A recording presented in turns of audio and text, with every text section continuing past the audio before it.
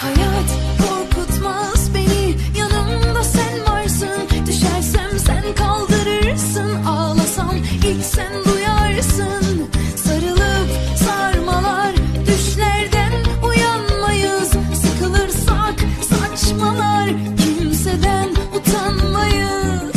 Bazen akıllı bazen deliyiz, biz en çirkin biz en güzeliz. Bazen peluş bazen iğneliyiz, buralarda en güzel biz güleriz. İki kalp atışı iki kahkaha, seninle hayat koca bir şaka. En zor günde güler geçeriz, dünya tek biz ikimiz. Sen sırdaşım, sen her yaşım, sen en iyi arkadaşım.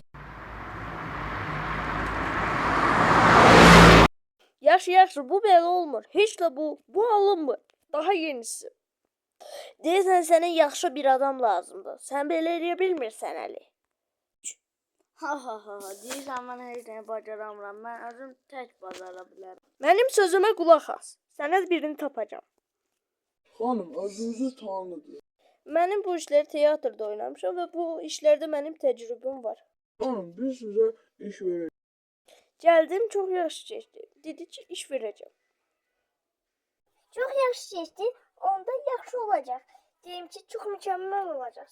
Yağmur xanım, sizi sabah saat 8-də izləyir.